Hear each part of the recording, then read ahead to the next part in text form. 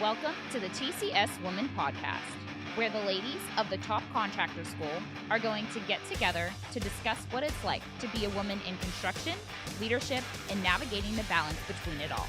Your host for the TCS Women's Podcast will be Carla Goldammer, who has been in construction for almost 30 years with D&J Site Construction. She will be accompanied by a rotation of co-hosts that include Elizabeth Ryman of RK Ryman Construction, Sandra Albert of Bay Country Contractors, Lillian Calloway of K&L Industries, and Kelsey Wright of Pro Line Parking Lot Maintenance. Let's get started. Hi, everybody. Thank you for joining us at Top Contractor School Women. We are all here in Pittsburgh except for Liz, and she is back home in Florida, but she's able to join us. Hi, Liz. Hi. So this is the beginning of the second quarter. Sorry, jumped cheers there. And we're finished with spring break, done with Easter. Things are warming up. And I believe that we are all full year-round construction workers. Like many of the guys out there, they're seasonal and they're just starting to begin their work, but we work all year round. So tell me about your business, Lillian, and do you slow down? Are you full? I wish. No, we pretty much work year round. The first quarter is slower because of the weather. And as I was just telling you guys, first quarter in 2022, we did 79 jobs. In 2023, we did 71 jobs. And in this year, we did 51 in the first quarter. But, you know, the revenue was better this year. So we're getting better in who we're bidding and how we're scheduling that out. But we stay busy because we generally only have, unlike the Midwest and East Coast, we get 1 to 2 ices a year. We don't generally get snow days. If we do, it comes with ice. So we're able to keep work year round. And, you know, you adjust what you're doing, whether it's, obviously, we're not seal coating in that weather, but we are paving. So. How about y'all, Sandra? We're full steam ahead. We don't really have a season that we slow down. Civil construction is round the clock. So, you know, our asphalt projects, you know, they do slow down between December and around, you know, probably pick back up around March. Our area, our asphalt plants do close. So the asphalt maintenance program, that does slow down, but civil construction, we're full steam ahead. We are site construction everywhere. So, yeah. So when on some of the civil construction jobs y'all are on, do they close y'all down for a few days for safety reasons? Like if it's icy or, you know, too much rain or anything? Sure. Yeah. Yes, we do. For safety reasons, we will shut down with weather, but we also have a snow plowing division. So when the guys are not on, you know, an excavator, they are pushing snow. So we do service our community on a large scale. So there's no real like weather days off. I mean, for rain, you know, we do allow them to not have to work, but outside of that, if there's snow, we're pushing snow. So it's busy. You're in all service. We are. We are here coming to serve you everywhere. What Yeah. about you and Daniel? So we don't do the paving, so it's just the asphalt concrete maintenance side. So we do have seasons. Mainly from November to April is our slower season. And if we have a backlog, we can actually make the season shorter, I guess, of our downtime. So, but this year we've really pushed on operations. Actually, this past year, 2023, we've really pushed on operations and their efficiency. So we were able to burn through a lot of our jobs very quickly.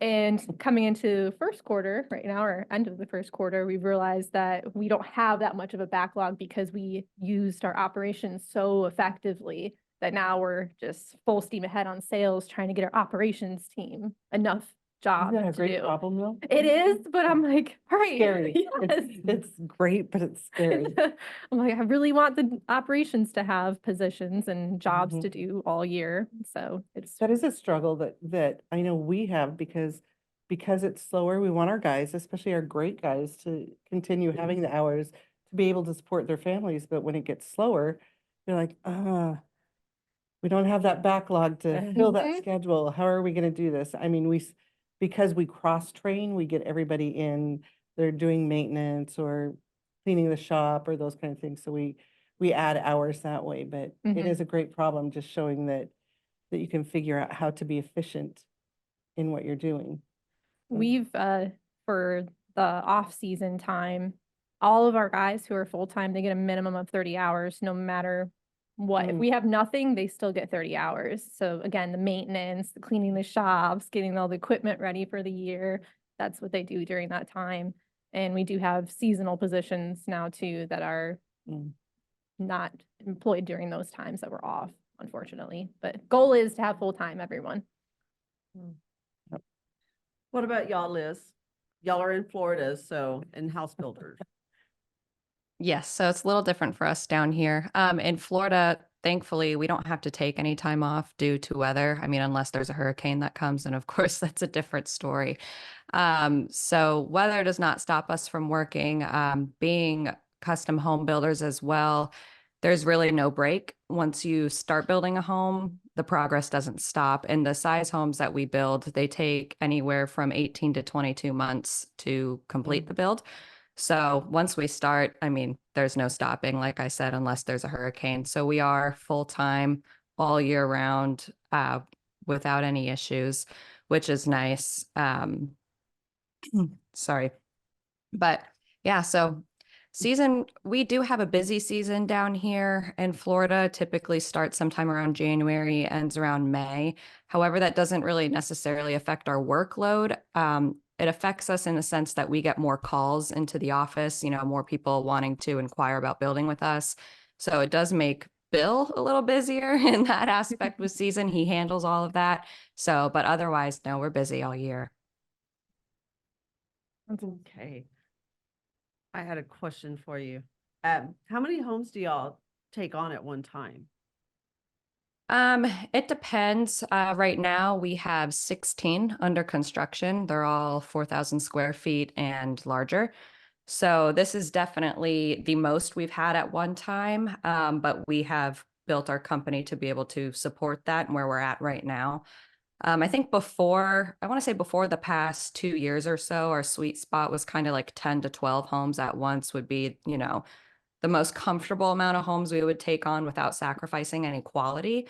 So, but now, like I said, we have built our team larger. We have more men out in the field. We have more people in the office. So we've been able to take on more work, which we plan on continuing to do. So we want to keep growing and being able to take on more and more and expand into Naples more as well. So hopefully that just continues to go up for us. I know, we get so busy and we talk to people and they're like, oh, you're so busy. And you're like, yeah, I'm going to get past this moment and hopefully it'll slow down a little bit. But it never really does it, Lillian? No, never. It's for our crew, they think because they have that 2 weeks off during the Christmas break, they think that everyone has that time off, but that is like one of the busiest times in our office because we're finishing up year end, we're getting ready to rewrite all the policies and all those things and clean up everything that you needed to, paperwork and HR and all those things. So you're tying those loose ends up and reviewing all the commissions and bonuses and all that kind of stuff and making sure you're prepared for the next year, that actually the winter is the busiest for the office, that I think our office staff work more overtime in January, February than even we do during the busy season. So. And Sandra, your fiscal year, y'all have a different fiscal year. We do. We do not follow calendar year. We follow our fiscal year, which our fiscal year ends March 31st. So in the new fiscal year starts April 1st. So we are just entering into our first week of our fiscal year for this year. So excited to wrap up, last fiscal year, sit down and talk about our margins. What did we hit? Like how close were we to our goals? What did we miss? And we are consistently changing, our plan and where we're going. So we take a lot of last year's numbers and we directly put them into this year's numbers to influence what our goals are going to look like. So, yeah, I'm excited to sit down with Daniel and plan out this next fiscal year. We already have a plan, but to just implement new of what worked and what didn't. So, yeah. Did you meet your goals? Oh, yeah.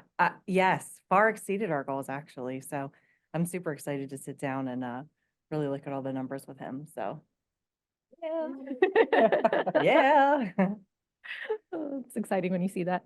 It is, it is. And I think our goals, our plan, when we sat down, we wrote our 1-year plan, a 2-year plan, a 3-year plan.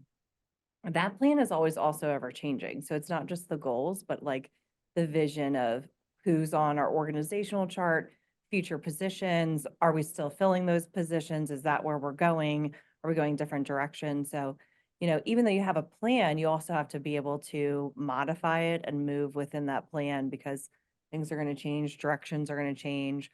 Where you were headed, maybe you've changed a little bit the direction. So The goal is the same, but the way you get there is a that's little correct. different. That's right. That's right. Yes. It's always a live document. It is. It's yeah. A little Yeah. detour down the road to get to the goal. Right. Right. Oh, goodness. So are y'all adding positions, Kelsey? Yes. What does and y'all's yes. goal look like for the year? So we try at least every year, 60% growth every year. And we've been meeting that for the past 6 or 7 years, which is great. So this past year in 2023, we actually added on a media guy, Randy. We added on a sales position, full-time, and we also have a part-time sales position, and then me. So, Yay. so a lot of different positions have been added over the last year, and yeah, we're seeing how it goes. And y'all, Liz, what does your goals look like in your timeline with the new baby? I mean, and he's gonna grow and you're gonna get more involved with him and his needs, and you'll be saying, oh, when I get to this point, maybe I'll catch up, but it never really does. So what is your plan? Yeah. Well, for me personally, I have, of course, had to take a little bit of a step back since having our son, Will. I now am working just a couple of days in the office and then at home with him the rest of the week.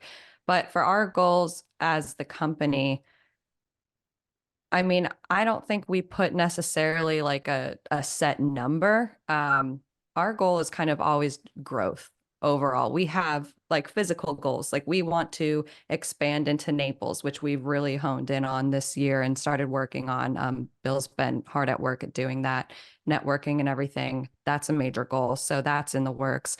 We want to establish presence in Naples with buying an office, which we're working on right now as well. So that's another goal we're working on.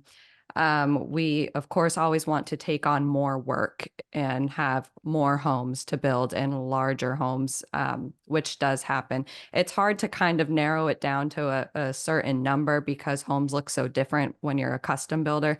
If we were, not custom and building the same repetitive homes, that might be easier to put an exact number on paper of what we want. But I mean, we can get a job that's, over here a little less to far exceeding more in value. But so we do have more of those physical goals that we reach after growing our team, which we have done. We have hired a full-time videographer this year. We have hired another design coordinator, which is what I do to, of course, since I'm not full-time anymore and she's doing amazing. We have promoted a laborer to a superintendent assistant. So we have another guy out in the field running jobs. And so we continue to add employees to our team and push into Naples. And it's been awesome. Liz mentioned networking. Lillian, what do y'all do for networking in your area? Ugh. I'm learning. So having been a stay-at-home mom for so many years with our 7 kids, that my sweet spot is just being in the background. But I'm learning that it's important for me to be out there for people to see who I am, that I am in this business, that I've learned, as I was telling Kelsey, I think in our podcast, that I've had to gain confidence in who I am because our society has made being a stay-at-home mom so much less than. that I didn't realize how much it affected me.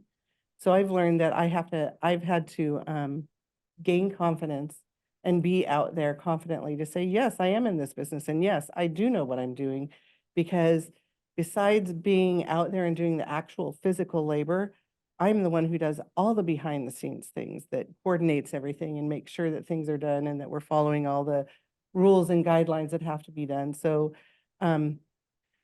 networking, we've been involved in a lot of associations, whether it's HOAs or, the multifamily situations.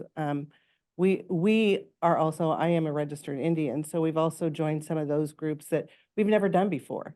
So we've done more reaching out this year that I'm involved in, that Keith and Keith Jr. used to do. So it's a new world for me, and it's not a comfortable world, but I'm stepping into it because I'm learning how to be confident, because I do know what I'm doing. And I think that's a hard thing for all of us, that our society has kind of pushed who we are in the background. Like I was telling Brian yesterday, you either have to be over here where you're super confident that you don't need a man to open a door for you or to pull out a chair.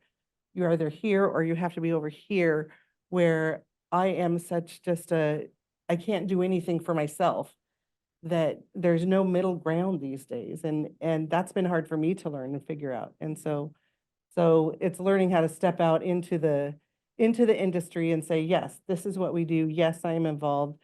No, I don't lay the asphalt, but I do know everything else around it.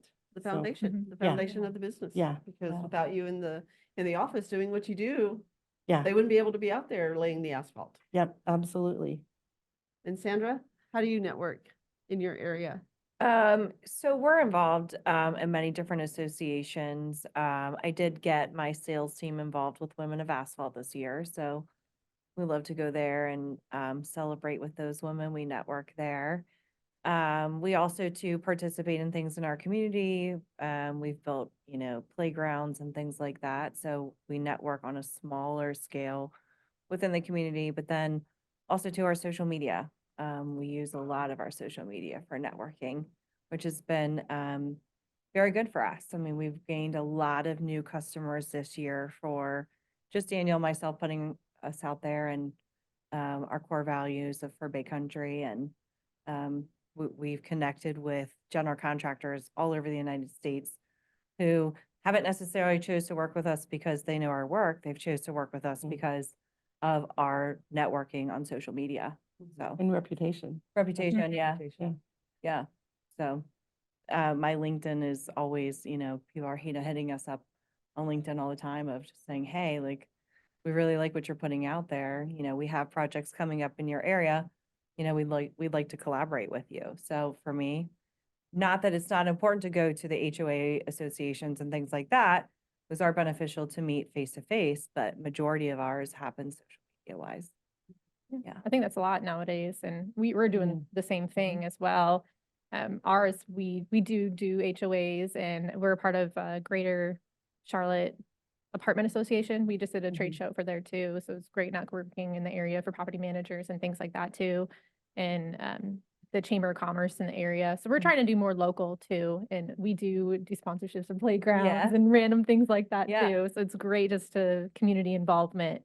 But social media has been great for recruiting. We've Yeah. actually Yes. have a gentleman named Mo. So if you check on our social Mo Moments, he's got his whole little thing. But he found us on Instagram, and he Cool. was like, "You guys, this looks awesome. I would love to be a part of this." So just even that aspect of getting Yeah. recruitment out of it is great. And he's done wonderful. He's been with us for almost a year now. That really, social media really has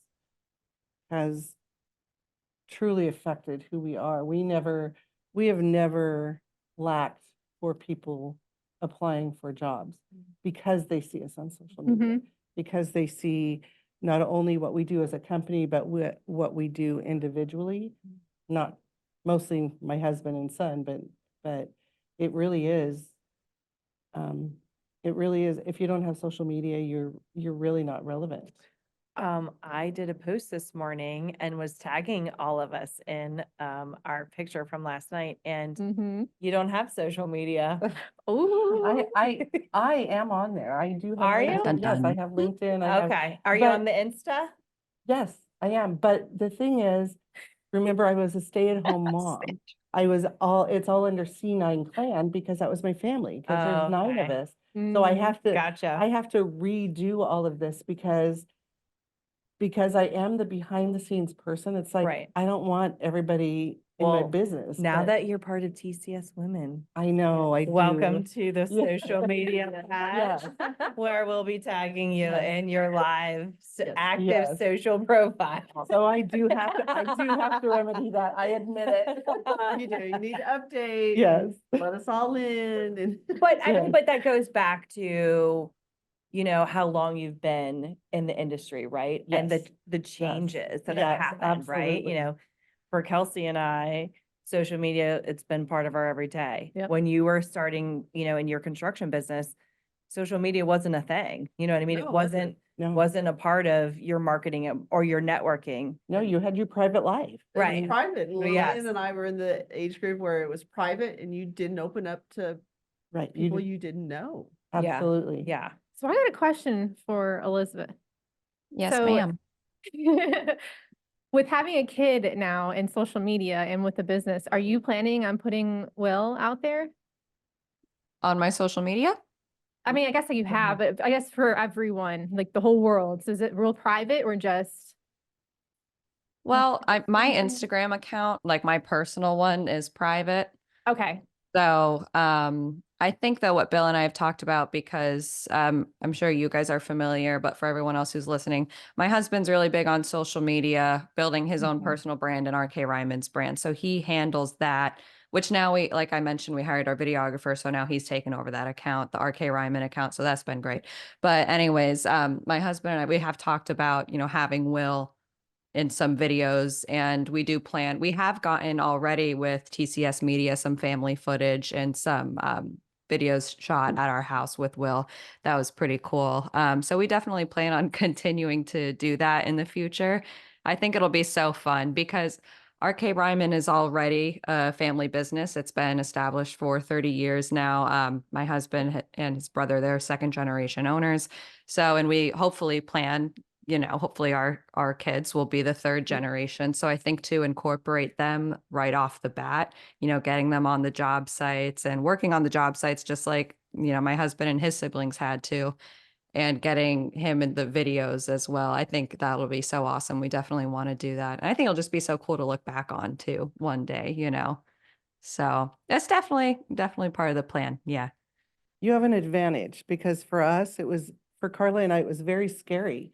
You don't put any information about your family, your kids, anything unless it was totally private. And that's why you were not finding me, is because I've kept it totally private Yeah. because I didn't want the world to see everything about my kids and my family, even though Oh no. our whole world is our business. But it was scary.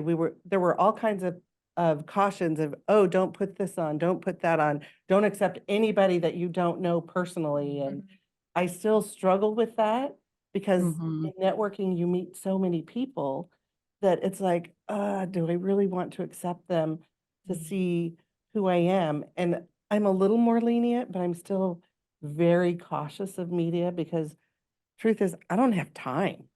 Right. I'm busy in the office. I don't have time to sit and go through all the media stuff and accept them, but it's important. And I do get that. And being more involved now, I do see the point that I need to be more open Mhm. to that. Well, and I think there's a Yeah. line there, right, of separation of keeping things that are private that you don't want to share with the world, because images can be stolen, they can be used, Mhm. things like that. But when it comes to your business, it being more of an open platform. So I understand both sides of it and I support both sides of it, of Mhm. just, I personally wouldn't want a free for all of my entire family out there. But, when it comes to social media for the business, I'm open, so. I Yeah, think and I am balance. a very private person. Like in my Instagram account is private for that reason. And even for those people who follow me, you'll see that I'm very selective in what I share. And I don't share ever anything that's actually personal. And as far as my son goes and sharing him, you know, with like RK Ryman's account and stuff like that, again, I agree completely. It's like nothing, no personal information would ever be revealed through that. You know, no one's going to know where my children go to school, you know, and stuff like that. But I think doing it in a fun way, just having footage of him on the job, like stuff like that, I think that would be special.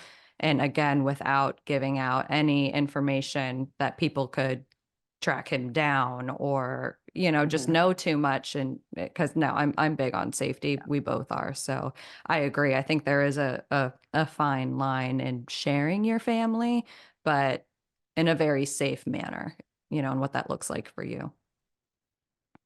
Well, that was a great question or answer. I'm sorry.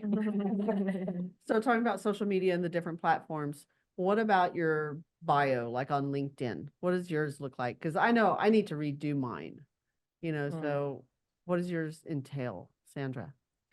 It just goes into kind of the history of who I am and the services that I offer with Bay Country. I didn't necessarily get into the history of like my entire work, you know, history, but just as a platform to say, hey, this is the position that I serve. This is the company I work for. These are the services we offer. It's not anything like super in depth, but just that if somebody was to come say, hey, who's Sandra Albert? I see Bay Country Contractors, and it just gives you a general overview of kind of what we do. Yeah. Have you updated yours since you started in the business? Not much. I mean, I still have all my credentials. So it says Kelsey Bright, RN, BSN, CCM, got all my little stuff. I worked hard for that. You Worked did. hard You for did that. work hard for You it. deserve it. Thank Yeah. you. But I mean, it says my job title and things like that, but not a whole bunch. I do need to do better, just like you said, and updating my bio and about me kind of thing. I think also my fear, and this is just who I am, is that I actually finally ordered myself business cards because I've always used generic ones with no name, no identifying thing of what I do. It's like, this is just me. But I actually ordered one that said president. Good. Thank Ooh. But it is a process for me to, coming from such an old-fashioned background, it's really hard for me to step into this to own responsibility, because I'd much rather be in the background and not have to own responsibility.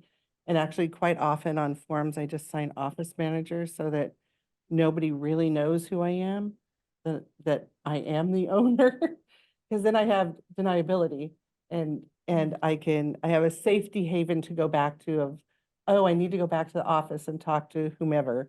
But it's that confidence thing of learning that confidence in a business world, in a man's world. It's hard, but those are some of those steps that I'm taking, those baby steps, Yeah. just slowly. I'm doing the exact same thing right now. Because my position has changed so much since I've been with the company. And I've always been just like administrative director, but technically I'm VP, owner, like whatever you want to put there. I just feel weird just writing that. I'm like, let's just put administrative director in on that list. It's a safe, Fine. it's a safe place. Yeah. But I don't even have a business card yet, so we'll bring that up with Daniel. Well, I just wanted to really. If you're networking, you need your business Yes, card. That is correct. And what about yours? Apple. Yeah. What's yours, Carla? My business card is president. Okay. Yeah, and I sign everything president because this last year I did go through the process of getting certified as a women-owned business. And so they want to see all of that to make sure that, you know, it is legitimate. And I am 51% of the business. So I take pride in being able to write I president. do have that now. So my signature on my email said president, but anything that goes out that I have to sign my name, I always just write office manager, because it's safe. How about I've you, somehow Luke? gotten Because- away without having a business card for this long now. Maybe I should do that. But then it's like, well, now I'm only in there a couple days a week. I don't really need one. It's fine. Well, Well, and two, now you can get the digital ones. Yep. know. Yeah. That's what I was saying. I have a Popple, so you can just take your phone and connect them and it'll send all my contact information to that person. That's way too What? for me. Yeah. Yeah. I know Apple. nothing about technology. I'm literally like 100 years old on the inside. Thank I don't know you. anything. It'll I pop really up on don't. your Insta now that we've talked about it. But it even has all your social on there too. So like your LinkedIn, your company websites, your link tree, if you have any of that, all that's And on they there. think of everything, don't they? They Sure do. Gosh. No excuse if you don't have a business card. Where's your Popple? That's right. What is it? A papple or a popple? Popple, Popl, I think is the, how Popple. you spell it? Popple. Popple. It's not sponsored, by the way. But if they want TCS to. sponsored by Popple. They'll be talking to us. Let me know. Lillian, you've mentioned before that you are a second time employer, a second A chance. second chance A employer. second chance Yes. employer. There's history behind that. We've walked that road and discovered that, honestly, every person that has been in the system of whatever they've done wrong, unless they have someone to support them, they're not going to get out. Our judicial system is not made for people to be successful. I mean, as I walked through it, every time there was a court date or some kind of screening, unless you had money to hand out and scheduled it right then, you were then in contempt of court. And because we've experienced that, I've discovered that there's a lot of people out there that don't have a stable background or someone that's willing to walk with them, and especially in the employer industry, that how many employers are willing to say, someone comes in and says, sorry, my PO called and I have to go take a UA. And they're like, great, don't come back. Right. And that's hard because everybody deserves a chance. Everybody deserves, just because they did something wrong in their past, if they're truly trying, and there are the guys that call us and say, hey, I want a job. Like, great, get to a point where you're helping yourself and we can see that, and then we'll assist you. We don't just walk in and carry them through. They have to do it, but I will walk alongside them and make sure that they have the days off, that they have the things that they need, that if there's things that they need, we will go out of our way to make sure that they're in the right place and doing the right thing and have all the things that are necessary to succeed. And if they fail, that's on them. But at least they know that someone's valued them enough to step up. And we've handed guys with felonies for all kinds of theft, giving them the keys to the car. They're like, well, I'm a felon, right? And I said, your past is your past. From this point, I trust you unless you give me a reason not to. And if you give me a reason not to, you better fear me because you will get everything that's coming to you. So this is your chance, and I'm going to believe in you from here on out until you give me a reason not to. And there's really not been any that have done anything to us personally because they've seen what we've done to walk them through it. And it is so rewarding to watch them gain control of their life, buy houses, have families, and discover what a responsible adult life really is. And to see there's guys that have families and say, I've never had so much money in my life. We've done budgeting classes at our kitchen table for 4 weeks in a row because no one ever taught them how to budget. And the reality is the things that they've had in their past is why they ended up where they did, because no one taught them these things. And so we go out of our way to teach them. And that's more fulfilling to us than it is to them. So You That's truly are Mama amazing. Lillian. I am. Having an know. employer like you, Lillian, like that changes lives. That's awesome. That is so amazing. And I think that there needs to be more people in the world out there like you. People are so fast to judge and hear the word felon and just shut their door. Like their past literally dictates their entire future. And being that person, you keep getting a door shut in your face like that over and over again. Well, that becomes your identity. It's like, okay, well, this is who I am. This is the life I'm going to live, because there aren't people out there like you giving those second chances. That's awesome. You know, there's been losses. I'm not gonna say there hasn't. There's been losses, yeah. but it's been worth it because I mean, there's some that we've given 2 and 3 chances to, but they understand where our lines are, where our morals, where our values are. And if they cross over that line, then they know they just don't even need to come back. But that's part of what's wrong with our society is that people are afraid to draw lines these days. And if we draw lines, then we know what's acceptable and what's not. And, but you also have to have that confidence to know what's acceptable and what's not, and know where your own boundaries are. And, so I don't waver. I mean, I guess raising 7 kids did that. So I know where those boundaries are. I recently went through a deposition because of one of my employees had an accident and, so I'm sitting there in the deposition and they're going over this young man's history of when he was 18 to the time he was 32. And well, he did this and he did that and you hired him and he had this in his record. And I said, yes, but when he started with us, he was clean. He was responsible. He understood what he had to do. And I said, when he had that accident, he was clean. Well, you hired him with this past. And I said, everyone deserves that second chance. Like, Everybody has a past. everybody has Amen. a past. Like, you can't sit there and tell me that you have never made a mistake, And so I immediately thought of you when he was just sitting there hammering me. And that was his job. Mhm. I get it, but still, everybody deserves a Mhm. chance. Everybody needs that forgiveness because one day we might be in that spot where we want that forgiveness and that chance with somebody. So, Yeah, my point for who I am, my belief is that if you were important enough for God to create and put on this earth, who am I to judge you to say that you're not valuable? So I need to find Amen. that value in every single person that I come in contact with. And that is truly what I try to do, is to value as much as God valued you enough to put you on this earth.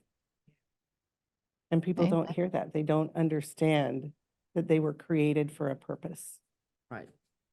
Somebody So- doesn't have that person behind them, Yes. supporting them and saying, you got this, you can do this. I agree completely.